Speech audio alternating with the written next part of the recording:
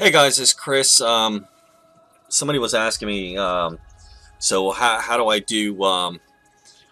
do basically combat when using the theater of the mind?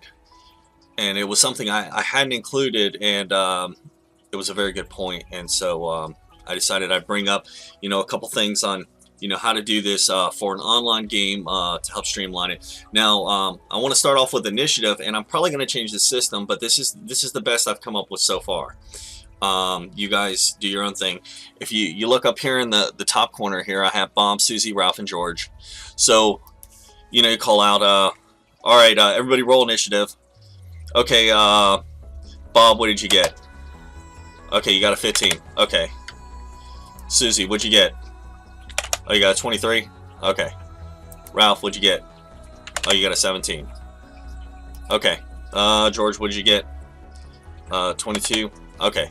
So then you just go over here and go, okay, Susie is... Okay, and then we, let's not forget monsters.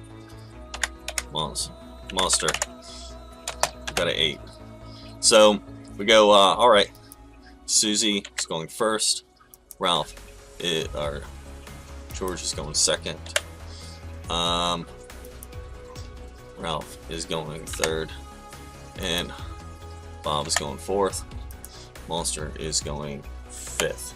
Okay, that's going to be our order of initiative. And then I'll be like, okay, Susie, you're going first. George, you're going second. Ralph, you're going third. Bob, you're going fourth. And then the monster is going on 5. Okay, Susie, what are you doing? And then once we're done with that and we roll a different initiative, we'll just come back over here and we'll replace these numbers. So, I'll go. So, all right, Bob, what'd you get? Oh, you got a 17 this time. Okay, Susie, what'd you get? Okay, you got a 18. Okay, Ralph, what'd you get? 3. That sucks. All right, George, what'd you get? Okay, 14. And then the monster is going on a 23. Okay, so monster's going 1. Susie's going 2. And then Bob's going 3rd. And George is going 4th. And then Ralph is going 5th. Okay, guys, so this is the order. The monsters are going first. Susie, you're going second. Bob, you're going third. George, you're going fourth. And Ralph, you're going last at fifth. And when you go through the combat and everything, so at this point and everything, you'd be like, okay, my number 2 guy, go. Number 3. And usually people are really good about this and everything. I really haven't had too many problems with because we use the initiative cards before, and so I've never had a problem then. So I don't foreshadow too many problems with this. And this is a better system than what I've been doing with having somebody else do the initiative. But okay, the next thing on the agenda is area effect. Okay, well, first I want to do the who's attack. It will make more sense if I do who gets attacked first. Okay, so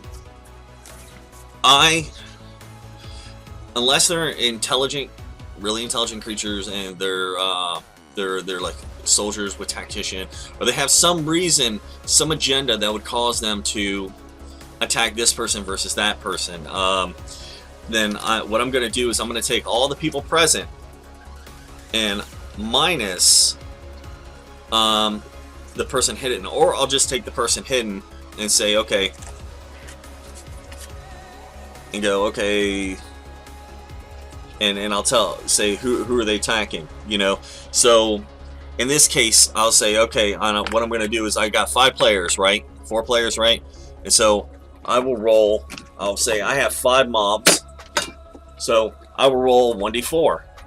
And so, okay, like the first one's going to attack, I rolled a 4, so he's going to attack the number 4 guy. Next one is going to be 3. Next one's going to be number 4. Next one's going to be number 2. And the next one is going to be number 3.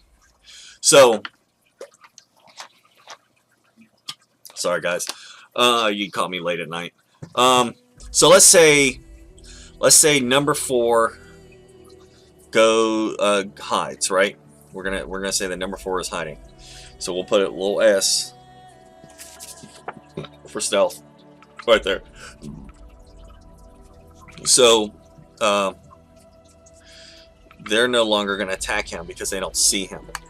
So what we're going to do is we're going to roll again for them, and we're going to put a circle, okay, a 3, and then we're going to circle, say, a 2. So they're going to one's going to attack number 3 man, another one's going to attack number 2. Then we're going to go. So now we have all the people that they're going to legitimately attack. Now, if the guy that's using stealth comes out of stealth and you know isn't able to hide, then they're going to start attacking them instead. Okay, so we have everybody they're going to attack. So when I go down and I roll for damage, I'll be like, okay, the one hit you for this. Okay, number 3, Bob, you were hit for this. You know, the next guy, you were hit for this. You know, and I can just go down the row. Now, here's the one stipulation. Think of this like the old style Final Fantasy games. We have front row and we have back row. We have people that are keeping range and people that aren't keeping range. So you got your fighters on the front row. They're going to be able to charge and get into combat immediately. The guys that are in range, they're going to keep a position between themselves away from the enemy. And so what we're going to do is say number 3 man is avoiding combat, whether it's a wizard or an archer or something like that. We are going to put slants right there. Those slants mean that when the enemy comes after him, which it will, it's going to have to use an entire round to close that gap between them, and that allows that ranged character to make a conscientious decision on whether they're going to stay engaged with the enemy. Well, I meant they're going to get the ranged attack, but whether they're going to engage them in melee combat or continue to back off. So,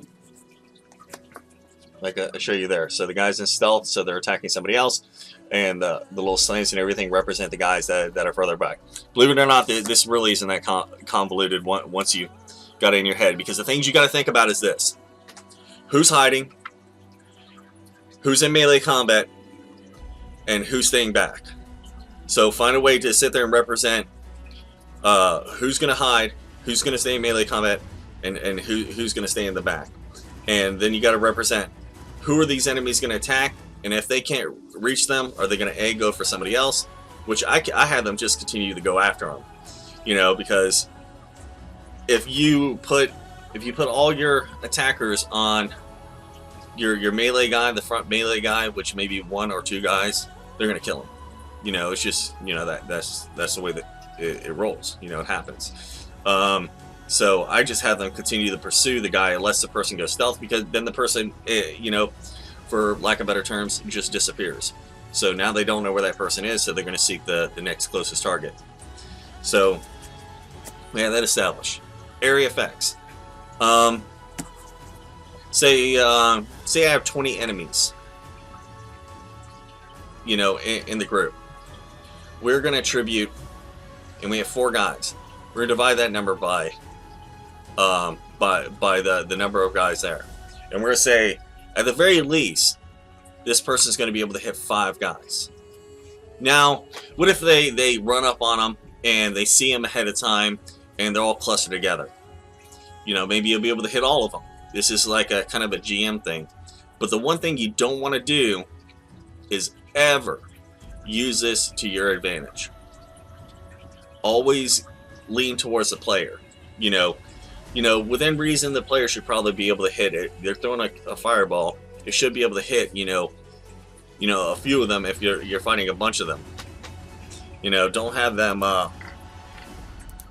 Don't sit there and go, oh yeah, well no, there weren't that many close to you. Another thing is you're the GM, so if they misunderstand the situation because of your narrative, or because of the fact that they're not able to see fucking pieces sitting in front of you, you know, and they say, oh yeah, I wouldn't have done that, I didn't realize that this was this. Let them take back their choice. Okay? This is a game, this is meant to have fun. You know what I mean? We're not here to arbitrarily be assholes.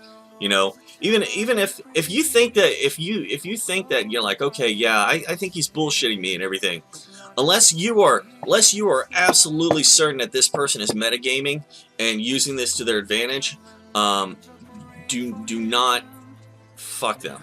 Only do so if you're absolutely certain. Other than that, then lean towards them. You know, give them the chance. I mean, you can always throw more fucking monsters. And like I said, I've gotten other videos and everything. I can take a level of 10, level 20 characters, give them whatever the fucking magical items you want, and I'll kill every last fucking one of them. I mean, it's, you know, I money haul my characters out all the time. It's not that hard to do things that there is literally not a magical item that's going to protect you against. You know, I'm sorry. This, you know, this attacks your constitution and it's unavoidable. You know, there's always different ways. I mean, I literally create monsters just for these effects. And they scare the shit out of you, and they're scary from level 1, and they're scary all the way up to level 20 because they will fuck you up. So that's what, you know, they have very specific effects that they do things like they reduce you down to a partial action. So you can either choose to move or you can choose to attack. You know, I don't care what your character is and everything. You have that shit happen to you and everything, you're screwed. Until you use like haste and shit, you know, and there's so many different ways you can. So I don't worry about this stuff. If you guys ever need a video on the many different wondrous ways to take a money haul group and, you know, and be able to control it, you know, without seeming like a complete dick, but be able to control a high level power group, I'll do a video. You know, you guys just ask me, and I'll go through all different types of methodologies of how to, you know, you just got to think that the game is fucking math. You know what I mean? But the game only represents certain things. All you gotta do is have them have abilities that don't represent those things. You know, it's not rocket science. You know what I mean? It really isn't. You know, especially if you played more than like say we're talking about D&D 5th edition. If you've ever played another game other than just D&D 5th edition, you're very aware that there's way different ways of doing a game system. You know what I mean? Just the difference between 3.5 and 5th edition is pretty vast. You know, when you start throwing in like GURPS and riffs and stuff like that, you realize the shit gets, you know, there's a lot of different ways you can go about doing something. Okay, get on topic. Another thing is party order, and this is constantly asked this. Anytime they're going somewhere, anytime they're doing something, you know, anytime you just need to know where the fuck they are, ask the party order. And the purpose of party order is to let you know who the hell is about to get hit with a sneak attack or something to that effect.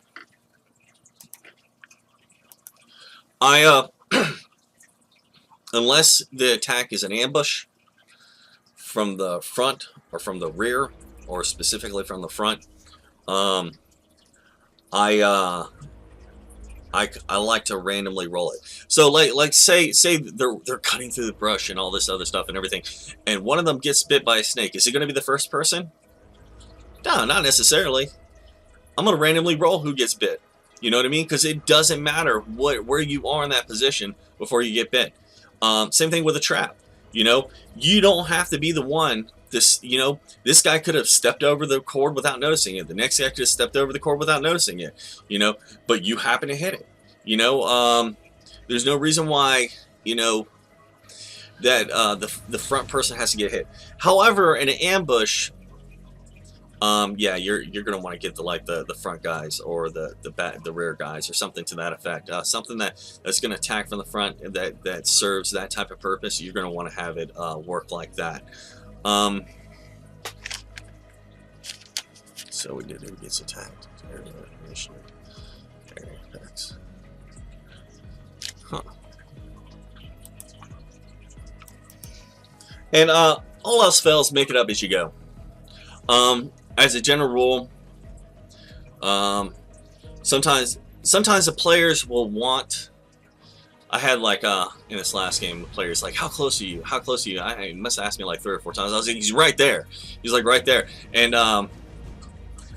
you know, I finally ended up telling him he's literally poking his spear into your chest. You know what I mean? I think he even asked me a time after that and everything.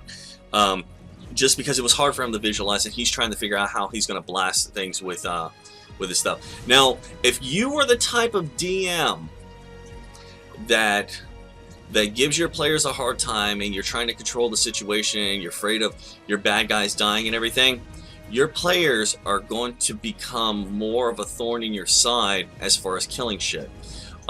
If you are a laid-back GM like I am, once they fill you out and they realize that, you know, yeah, okay, we can die and everything, but as a general rule, if we have a good idea, the shit, you know, is probably going to work.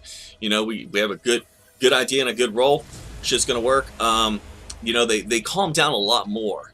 And I've talked about this before. I do have different types of sessions, so I'll have a session that's, you know, I do sessions like episodes and everything out of a story and everything. So I do have my scary episodes where I really turn up the heat in it. But as a general rule, I always try and be. Think of it like this: you have a boss, right? And you have this other guy you're working with, and the other guy you're working with is a complete dickhead. But the boss is able to see that guy, and he's able to talk with him and everything. He's able to work with him and everything. Even though you can't work with that asshole, the boss can. And the boss seems to be able to work with everybody around him and everything. You know, and he's just got that, you know, that ability to do it and everything. Because that's his job. His job is, you know, kind of mitigating everything. As a GM, that's your job. It's not to take sides. It's you know, if anything, you take sides on the players and everything to try and be there for them and be able to facilitate what they're trying to do with their characters. If you were the type of boss working at a job and you're basically constantly telling your employees no, you might end up having a lot of problems at that workplace and everything. If you're basically, you know, giving all your employees the finger. It's the same thing with GMing. If you treat GMing like it's you versus them in the game, you know, then it's not. I'm telling you, I had to learn this the hard way, and I played in so many games and everything, and I can't stress this enough. I've seen even like big faces on YouTube and everything, big time role players and everything, and I hear them say the same thing that I've seen other GMs do and everything, and make that damn mistake where they fall into that mindset. It's me versus them. You know, even it might come out just a little bit and everything, but you can tell that their mindset is me versus them. And then if you listen to their stories, you will hear how they've had problems because of that. If you treat the game like it's me versus them, it's going to this shit that we're trying to do here is not going to roll over smoothly. You know, you're going to hit a lot of hurdles because the players, instead of, you know, when you were all swimming together in one direction and everything moves smoothly. It's kind of like ducks flying together and everything. You draft off each other, you know. But when you're fighting the current, and your current is 5 players sitting at your table or 5 players sitting on the internet and everything, and they're trying to do something, you're trying to screw them, and, you know, even though your intentions are well and everything, you know, you gotta write your shit out better. You know, if you know, don't get me wrong, I cannot go a game session without having all kinds of freaking wrenches getting thrown in my shit. But I'm never put at a position where I get a wrench that's so big thrown at my stuff that it just completely fucks my day. You know, it doesn't happen. I think the worst situation I've ever had was where I had a player that didn't want to continue on the storyline that we were continuing on and everything because they felt that it was antithetical to the character's personality to do so. And then they wanted me to create a better reason for them to do it, which I did. Which I cannot stress this enough. You have to use really big hooks as a GM. And I'm not talking about hooks saying that I'm forcing you to do this. You know, I meant big hooks as in making them want to do it. You know, give them like an inspiration to want to do it. Make it fun. Make it exciting. You know, like when I was doing this here, let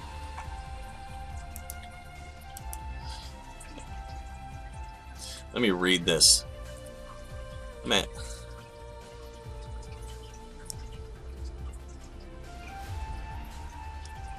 You know, this is really kind of the nemesis behind this and everything.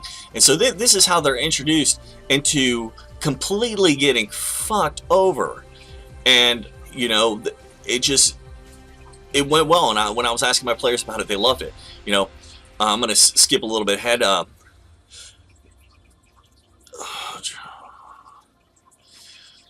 jaw begins to laugh, and after gauging your reactions, threw the man a sack of what appeared to be money. The man dropped it, and it landed within a couple feet of one of you, and he very hesitantly grabbed it and nearly fell as he ran for the door. My dear friends, my name is Finn, and not only did I just purchase your freedom, I purchased your services as well. You were all handpicked by me due to your skill set and some less quantifiable talents. I know what some of you were thinking. A few years of labor compared to what I have in mind is most agreeable, but I assure you, you are wrong in your assessment. The city can no longer afford to feed their prisoners due to the wheat levy thanks to the Apis Consortium, and instead of fixing their legal system, all who go before the judge will summarily be executed. I do hope that none of those other prisoners were your friends. Smile. I guess that makes me your guardian angel too. You will be going on a long trip, and those who survive will not only gain their freedom, but get rich, and lastly, will be doing something truly good in the world. I'm sure most of you are thinking, screw the freedom and the coin. I just want to do what's right. Alas, do as you're told, fulfill your obligation to me, and on my oath as a drow, I will make your dreams come true. If you have any questions, our friendly guard staff has been formally trained in all the necessary customer skills and are more than willing to help your transition into my employ. I mean, he's completely fucking them over, but he's such a funny dick about doing it, you know? That, you know, the players just, they're laughing about it and they're just going along with it. They're like, fuck it, let's do this, you know? You have to, when you write this stuff up, you got to think it out. You got to think out, you know, how am I going to do this? When you do your little narratives into places and stuff, especially the big ones, you want to really get them, you know what I mean? You want them to wonder, what the fuck is going on? What am I doing here? You know what I mean? Why am I doing this and everything? And then you want them to want to go beyond the next door. Don't want to be that GM that writes that boring one-dimensional story where it's like, we go here, we kill the orc drops the sword, we pick up the sword. Put the sword in the bag. Did you like magic on it? Yeah, no magic. Okay, we'll just take it and sell it. Okay, we go on the next series. Oh, we hear chittering. There's spiders. All right, let's go kill those spiders. All right, we got all the loot out of here. Let's go back to town. All right, the town thanks us. Okay, cool. They give us free drinks. Okay, all right. Some guy comes up to us and says his daughter is missing. Okay. Yeah, where's your daughter at? The edge of town. Okay, we'll go take care of that. You know, and this boring bullshit, you know, and this goes to, and now you can make a hack and slash game. Hack and slash games can be very fun, but I would go so far as to make it pointedly hack and slash. And if you're going to do that and everything, and you know, then do that. If you're going to do a story, I mean, you know, get into it and everything. Write that story. Steal from everything. Fucking steal from everything. You know, if it goes to the shell, fucking steal from it. You know what I mean? You know, whatever. You know, fucking. I said this story before. A good friend of mine, Chris Bodani, and everything. His old GM and everything used to steal from Disney all the time. Every story he stole from Disney. You know, oh, this shit's Aladdin. Oh shit, this is Beauty and the Beast. You know what I mean? He used to steal vehemently from everything, and I'm telling you, still vehemently. I don't get, if you post something and I like it, I will fucking steal it, you know, and I will reshape it. You probably won't even be able to recognize it when I'm done with it. It may be a little cliff note into everything else that I'm doing and everything, but I steal from everybody. And, you know, I see every source book as, you know, something else that I could possibly steal from. I mean, if it's a good idea, I'm gonna steal it. You know, if it captivates me, makes me want to go there, I'm gonna take my players there, you know, and write your story. And then go back through it, read it, think of how you can do it better. Think of what you can add. Go back through it again, you know, and read it and everything, and get it to the point that you're feeling the story, and see if you can find any flaws in it. Now, I don't care how many times you go through it, they're gonna fuck you. No matter how many times you go through it, they're gonna fuck you. Now, the degree to which they fuck you is gonna differ.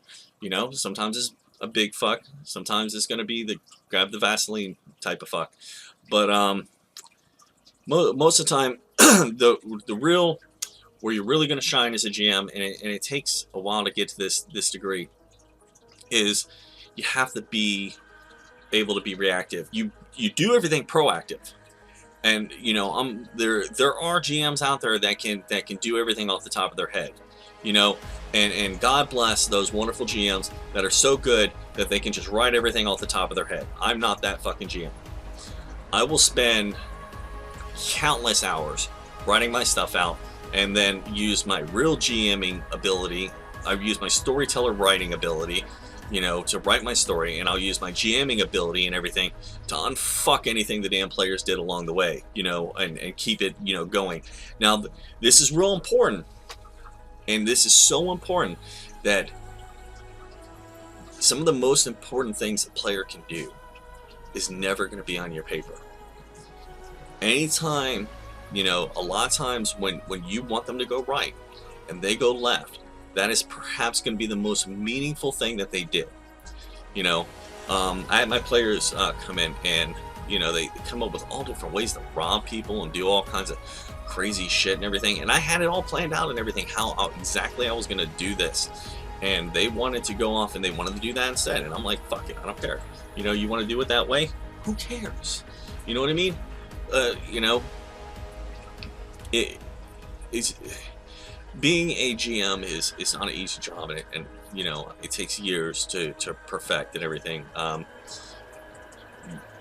I mean, good luck. I mean, you can watch like shit like Critical Role, and watch perfection of a bunch of actors together and talking on a storyline, which is not a very realistic D&D game. I mean, it's kind of, but not. I mean, it's great. I love it. You know, I'm not critiquing them at all. You know, because you know, I love it and everything. It's just you're probably never gonna have a game quite that level. You know, because they're all fucking actors.